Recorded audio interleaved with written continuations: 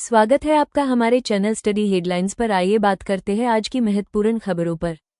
IRDAI ने बीमा सुगम बीमा बाजार का अनावरण किया। चुनाव आयोग ने मानदंडों के उल्लंघन पर 474 राजनीतिक दलों को सूची से बाहर किया। भारत 2025 में पहली छमाही में CO2 उत्सर्जन में गिरावट दर्ज करेगा। भारत और कनाडा व्यापार वार्ता पुनः आरंभ करेंगे और सहयोग को गहरा करेंगे।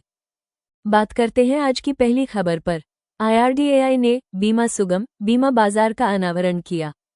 IRDAI ने जीवन, स्वास्थ्य, मोटर, यात्रा और सामान्य बीमा के लिए एकीकृत डिजिटल बाजार बीमा सुगम का शुभारंभ किया है, जो दिसंबर 2025 तक चरणों में लाइव हो जाएगा। बीमा सुगम क्या है और यह क्या करेगा? एकीकृत प्लेटफॉर्म एक एकल डिजिटल इंटरफेस जहां पॉलिसी धारक विभिन्न बीमा कंपनियों की बीमा पॉलिसियों की तुलना, खरीद, नवीनीकरण, प्रबंधन और दावा कर सकते हैं। कई प्रकार के बीमा कवर जीवन, स्वास्थ्य, मोटर, यात्रा, संपत्ति, कृषि और सामान्य बीमा सभी एक ही छत के नीचे। भागीदार बीमाकर्ता, मध्यस्थ, दलाल, एजेंट, बैंक, एग्रीगेटर और पॉलिसीधारक सभी इस प्लेटफॉर्म के माध्यम से जुड़ेंगे। विशेषताएं और चरणबद्धता। शुरुआत में यह वेबसाइट एक सूचना और मार्गदर्शन केंद्र के रूप में काम करेगी। समय के साथ बीमा कंपनियों के एकीकरण के साथ पॉलिसी लेनदेन, नवीनीकरण और दावों जैसी और भी सुविधाएं सक्रिय होंगी। सुरक्षा, अनुपालन और मापनीयता पर जोर दिया गया है। उद्देश्य बीमा की पहुंच बढ़ाना, पारदर्शिता में सुधार करना, पॉलिसी सेवा में घर्षण को कम करना और अधिक लोगों के लिए बीमा को सुलभ बनाना। 2047 तक सभी के लिए बीमा और विकसित भारत 2047 के दृष्टिकोण के अनुरूप। तथ्य प्लेटफॉर्म का नाम बीमा सुगम नियामक IRDAI, भारतीय बीमा नियामक और विकास प्राधिकरण, परिचालन निकाय, बीमा सुगम इंडिया फेडरेशन BSIF। अपेक्षित पूर्ण लेनदेन शुरू होने की तिथि दिसंबर 2025। आज की दूसरी महत्वपूर्ण खबर। चुनाव आयोग ने मानदंडों के उल्लंघन पर 474 राजनीतिक दलों को सूची से बाहर किया। चुनाव आयोग ने चुनाव लड़ने या 6 वर्षों से लेखापरीक्षित खाते प्रस्तुत करने में विफल रहने के कारण 474 गैर मान्यता प्राप्त राजनीतिक दलों को हटा दिया है। चुनाव आयोग ने ये कदम क्यों उठाया?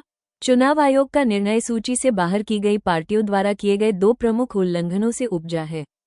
1. चुनावों में निरंतर निष्क्रियता। कुल 474 RUPP ने लगातार 6 वर्षों तक कोई चुनाव नहीं लड़ा, जो जनप्रतिनिधित्व अधिनियम 1951 की धारा 29A के तहत निर्धारित न्यूनतम आवश्यकता का उल्लंघन था।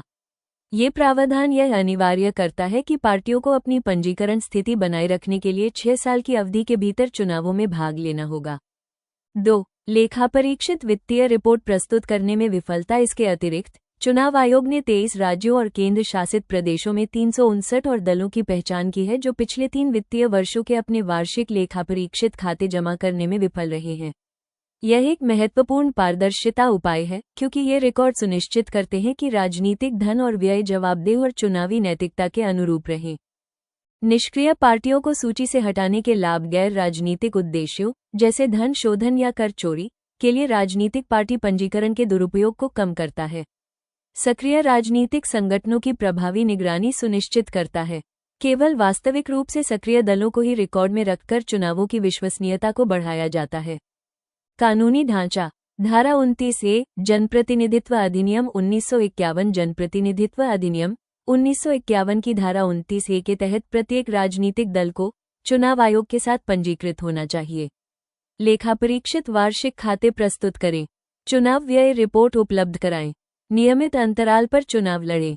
तथ्य भारतीय चुनाव आयोग ECI स्थापना 25 जनवरी 1950। संवैधानिक निकाय अनुच्छेद 324 भारतीय संविधान पंजीकृत गैर मान्यता प्राप्त राजनीतिक दल RUPP। परिभाषा चुनाव आयोग के साथ पंजीकृत लेकिन राज्य राष्ट्रीय दल के रूप में मान्यता प्राप्त नहीं। विशेषाधिकार, कर छूट, प्रतीक आवंटन आदि। बात करते हैं आज की तीसरी महत्वपूर्ण खबर की। भारत 2025 में पहली छमाही में CO2 उत्सर्जन में गिरावट दर्ज करेगा। भारत में 2025 की पहली छमाही में बिजली क्षेत्र के CO2 उत्सर्जन में ऐतिहासिक 1% की गिरावट देखी जा रही है। ये गिरावट रिकॉर्ड स्वच्छ ऊर्जा वृद्धि, कम मांग और हल्की गर्मी के कारण है, जो उत्सर्जन प्रक्षेपवक्र में बदलाव का संकेत है। उत्सर्जन में गिरावट का क्या कारण है? विश्लेषण में गिरावट के पीछे 2 प्रमुख कारणों की पहचान की गई है। 1.